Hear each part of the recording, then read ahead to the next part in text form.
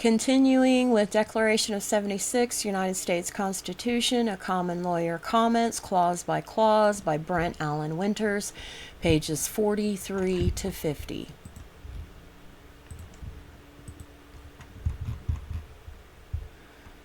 Clause 23, for taking away charters, abolishing our most valuable laws, and altering fundamentally the forms of our governments.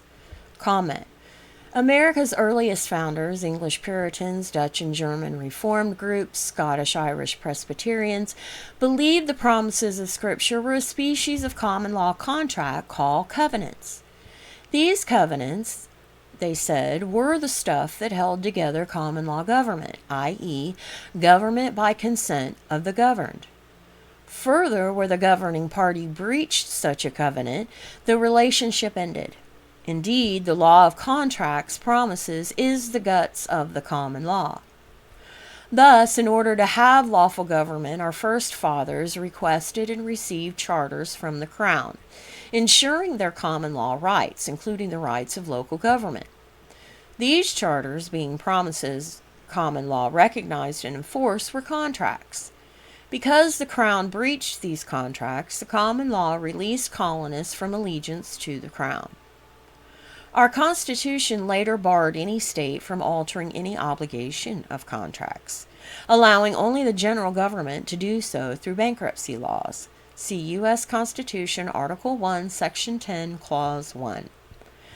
Later still, the Supreme Court in Dartmouth College also found that these colonial charters are contracts indeed, and as such, our Constitution's contract clause bars state legislatures from altering them.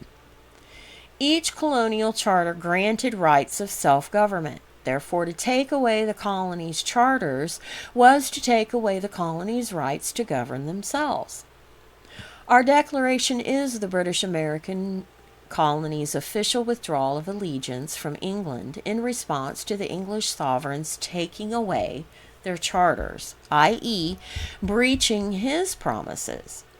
A few centuries before, Parliament called such common law right to withdraw allegiance to the king diffidatio, signifying despair of trust. The king's broken promise, however, justified withdrawal of allegiance, only if it caused serious injury. If serious injury was shown, common law entitled the injured party to end the relationship by diffidatio, a solemn and open gesture of defiance toward the king's misuse of power. Diffidatio is a right inherent in the common law's ideals of limited government. The American colonies' gesture of defiance toward British abuse of power was the signing of a declaration. For near 10 years, England had many times broken faith with the American colonies, not only according to common law custom, law unwritten, but also according to colonial charters, law written. England's Glanville in 1187 first set forth the power-limiting principle of diffidatio. No person owes his king any more than his king owes him, reverence alone excepted. And if the king breaks faith, he releases that person from his obligation of loyalty to the king. Indeed, our declaration was no new idea. Over a century before, Scotsmen signed their solemn leagues and covenants according to the same diffidatio principle. Your duty of loyalty to our Constitution and true law is fixed. However, obligation to those in government ends when their hostility to our Constitution causes you serious injury, for which you have no genuine opportunity to remedy. Clause 24. For suspending our own legislatures and declaring themselves invested with power to legislate for us in all cases whatsoever. Comment. Common law requires self and local government. The closer to home, the better. By using the pronoun themselves, this Clause 24 harks back to King George's co-conspirators of Clause 15. East India Company agents, exchequer revenuers, clerks, and dependents, beneficiaries of British mercantilism. Like Marxism, mercantilism says a man or country will profit only by the loss of others. Let that sink in. Like Marxism, mercantilism says a man or country will profit only by the loss of others.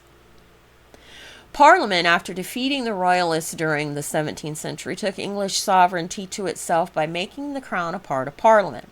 The common law tradition, however, allows no place for total state power to legislate in all cases whatsoever, as Congress now does, passing acts far beyond the few limited powers our Constitution gives it. Thus, inherent in the colonial charters is the authority of each colony to establish its own laws. For example, the Pilgrims, bad weather having driven them off course, landed where their crown charter gave no authority. They therefore fashioned the Mayflower Compact using common law principles fitting their needs in the wilderness. All other colonies followed suit, and for the next 166 years, Parliament, enjoying the wealth that the colonials' free relationships of contract and trade brought, by its silence had agreed that the common law applied on American soil. But by the time King George tried to change the colony's 166-year-old course of prosperity, it was too late. Clause 25. He has abdicated government here by declaring us out of his protection and waging war against us. Comment. King George, by declaring the colonists out of his protection, condemned them under common law's outlawry. The sentence of death pronounced, write Pollock and Maitland, where there are no police constables or professional hangmen. To pursue the outlaw and knock him on the head is as though he were a wild beast, was the right and duty of every law-abiding man. In fact, many colonists sought the king's favor and reward by turning on the outlawed patriots, hunting them down and killing them. King George sent his army and mercenaries to murder them. In short, King George meant his declaration of outlawry against the Americans to put them clean outside the protection of the common law. To even harbor the outlawed was unlawful, thus the common law called him an outlaw. However, according to common law's outlawry, even the king's false declaration was not enough to justify the colony's separation from him. To be sure, the king's declaration put loyal colonists in real danger. Separation, however, demanded that the colonies show real injury, and clauses 26 to 29 fills that bill. While clauses 2 to 24 show injury by indirect means through deceit, scheming, manipulation, and abusive working of the courts and law, clauses 25 to 29 show direct, open, high-handed and notorious acts of war, murder, kidnapping, plundering, and terrorism done in treachery. Perfidy, clause 27. And cruelty. Records of British murder of the colonials reveal merciless brutality, hunting down colonial patriots as though wild beasts to be killed for sport. Because King George had bound himself to the colonies and they to him by his denying them the common law's protection, he broke faith. See clause 23 above. The colonies were, therefore, within their rights, even duty-bound to break loyalty to him. In fact, this clause 25 says that King George, by waging undeclared war against the British American colonies, resigned from governing them. Thus, not only did King George break faith by denying the protection of the common law, he sent his army and navy, Hessian mercenaries, and the Indian tribes against the colonies to destroy them. Of note, a few years later, Continental soldier J.P. Martin recounts the prowess of Indian archer units of the Continental Army. Nevertheless, the American colonies never revolted. Our war for separation was no revolution, but a war of necessity and self-defense just before God and the world. Clause 26. He has plundered our seas, ravaged coasts, burned our towns, and destroyed the lives of our people. Comment. These accusations are strong yet true. On August 23rd, George III issued a proclamation declaring that all 13 American colonies were in a state of open rebellion. In October 1775, British forces burned Falmouth, presently Portland, Maine. In a word, the British had reverted to the brutalities of her early Scandinavian immigrants. As many other government, and the only tool king and parliament had to dominate her colonies was force and the threat of force.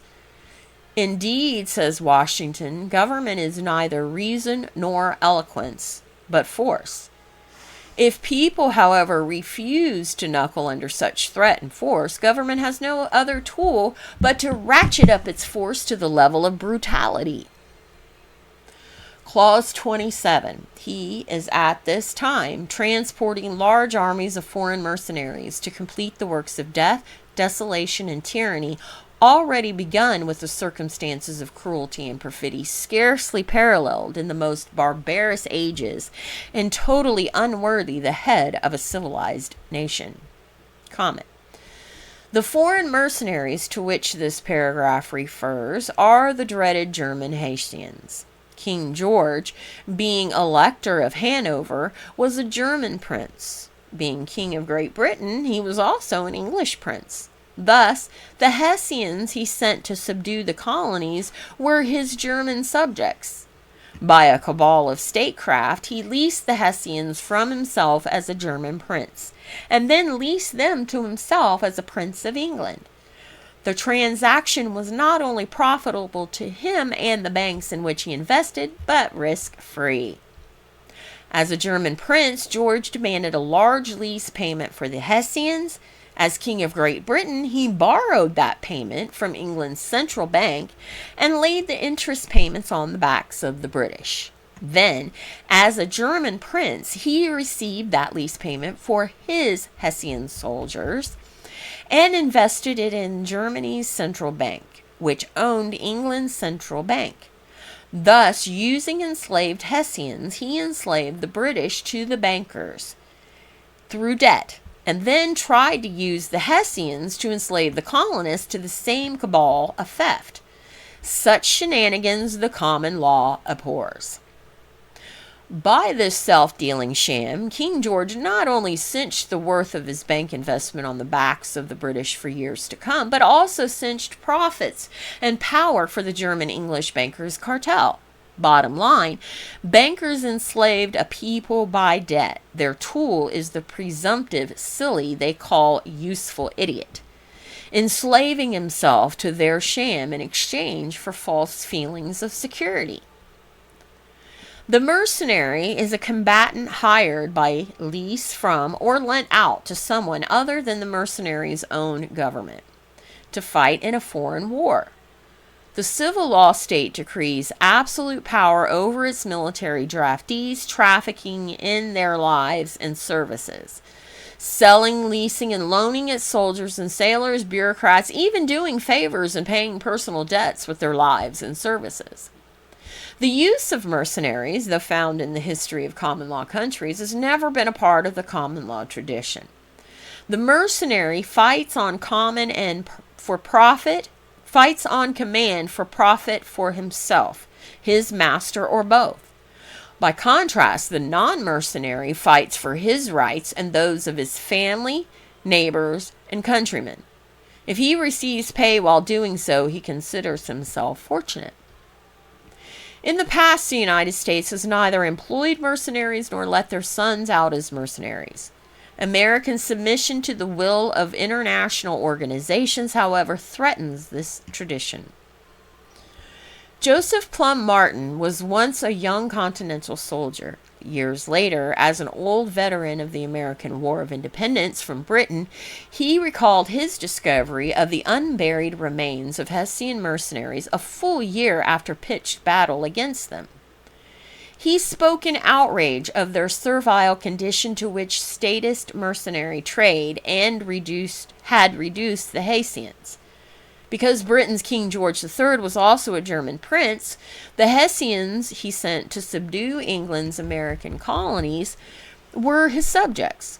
J.P. Martin believed that the use of mercenaries is about a symptom of a greater evil: total state power over men.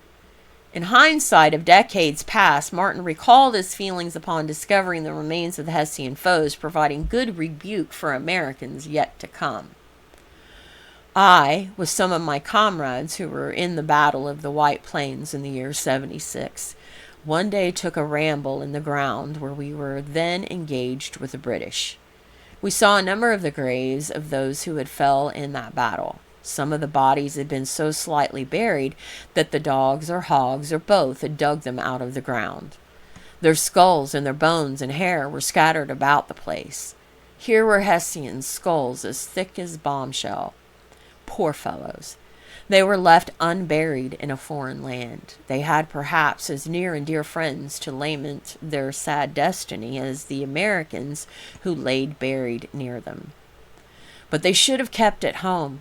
We should then never have gone after them to kill them in their own country. But the reader will say they were forced to come and be killed here, forced by their rulers who have absolute power of life and death over their subjects. Well then, reader, bless a kind providence that has made such a distinction between your condition and theirs. And be careful too that you not allow yourself to be brought to such an abject servile condition. Bold and original.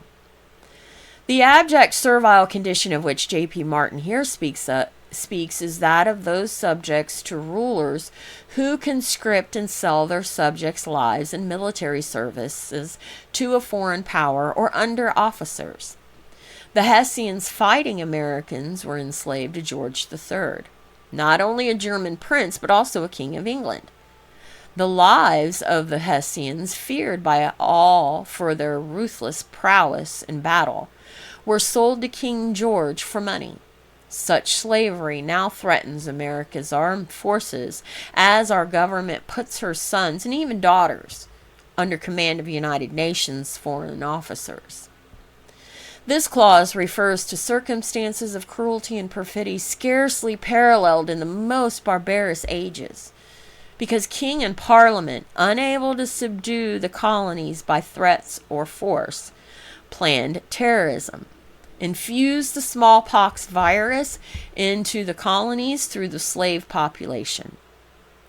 General Washington, having learnt of this barbarity, having himself survived the pox when young, vaccinated the Continental Army, knowing that though 10% would die from it, without it, the Brits' germ warfare would kill 90%.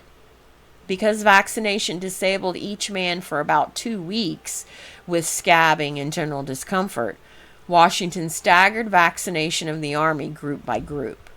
The colonial soldiers' selfless assent to this dangerous misery bespeaks his loyalty.